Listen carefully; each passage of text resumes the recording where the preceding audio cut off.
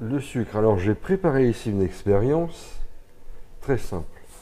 J'ai pris une certaine quantité d'eau. Voilà. Et j'ai préparé un caramel. Donc je vais ajouter du sucre. Voilà, encore un petit peu. Voilà. De façon, voilà, à ce que pratiquement tout mon liquide soit, tout mon sucre soit humide. J'ai une petite quantité d'eau qui va surnager et je vais préparer et je vais mettre tout ça à cuire jusqu'à une température de environ 114-115 degrés. En fin de compte, ça va être jusqu'au petit boulet, au moment où je vais pouvoir faire une boule. Mon sucre est arrivé à ébullition, donc il commence à bouillir, il est à 100 degrés. Je vais attendre qu'il arrive à 114, 115 degrés, température du petit boulet.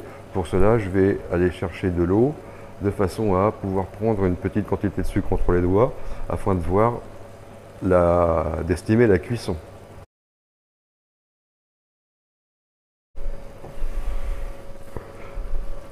Quelques secondes se sont passées, une minute ou deux. Je vais recommencer l'expérience et là, j'arrive à récupérer du sucre entre mes doigts.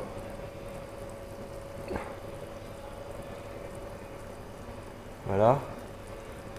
Voilà, ça me fait une petite surépaisseur. Voilà, j'ai quelque chose de très très mou, donc voilà, je ne suis pas encore arrivé à la température désirée.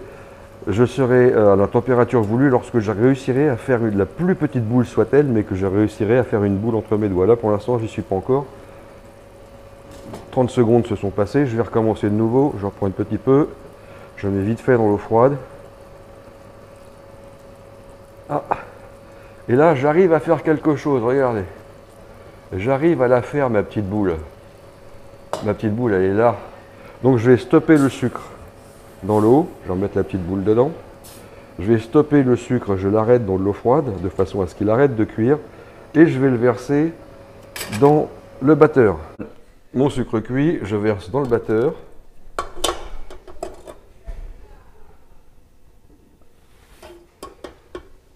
J'ai mis la feuille comme outil. Et je vais donc fermer le batteur et commencer à brasser le sirop.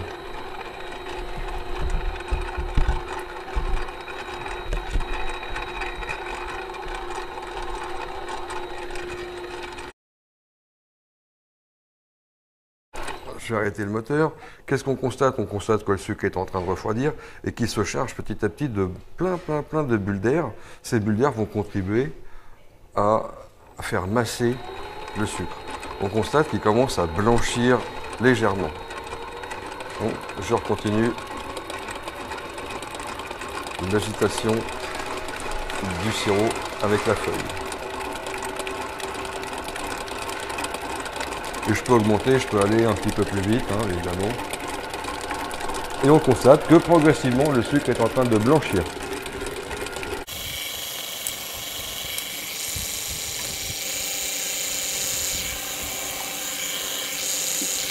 Arrêter le batteur, donc on constate que le sucre devient progressivement de plus en plus blanc. Je vais refaire partir le batteur de nouveau.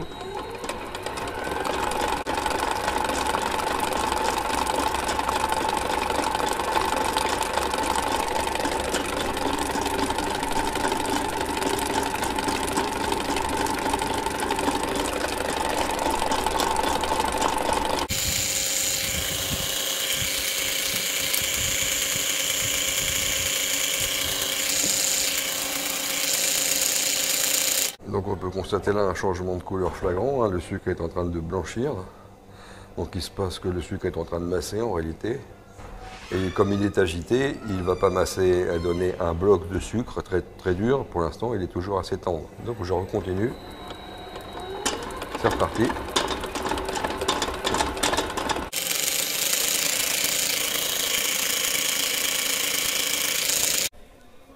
Voilà, j'ai rajouté une petite goutte d'eau parce que le sucre a fini par durcir et il a commencé à faire trembler le batteur. Donc j'ai rajouté une petite goutte d'eau.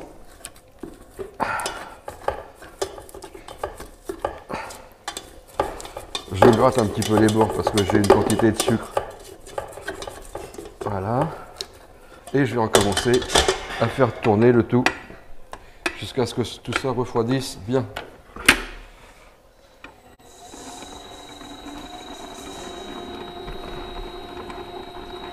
Voilà, donc on constate ici que le sucre a blanchi. Il a complètement massé. Et là, le mélange est à peu près à 45 degrés. Je vais le refroidir un petit peu. J'espère que lorsqu'il va arriver autour de 27-28, il va avoir une belle texture de fondant. À tout à l'heure.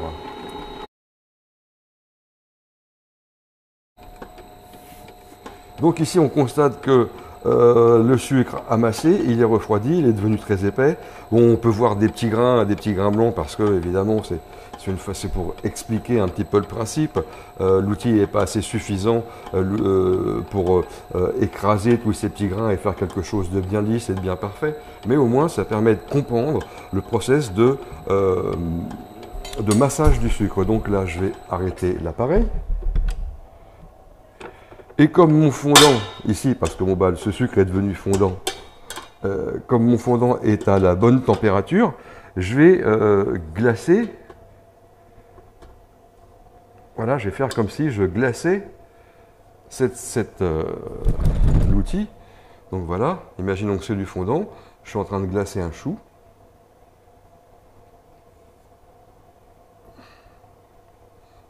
Et voilà. J'ai mon fondant, je vais le laisser refroidir. Voilà, donc là on voit le fondant donc, est fabriqué, il est refroidi. Il serait bon à... Je vais éteindre la machine. Voilà, on voit il est épais. Voilà, voilà. Ce que j'ai glacé tout à l'heure, la louche que j'ai glacée tout à l'heure, et ben voilà, c'est dur, c'est sec, c'est même presque brillant. Donc voilà comment on fabrique du fondant. Donc j'ai arrêté mon sucre lorsque j'ai réussi à faire une petite boule. Il aurait fallu que j'arrête mon sucre avant. Donc je pense qu'il faudrait arrêter le sucre autour de 112-113 degrés parce que j'ai dû, dans mon mélange ici, rajouter un petit peu d'eau parce que mon sucre a sablé trop fort et donc mon fondant était trop dur, était trop ferme.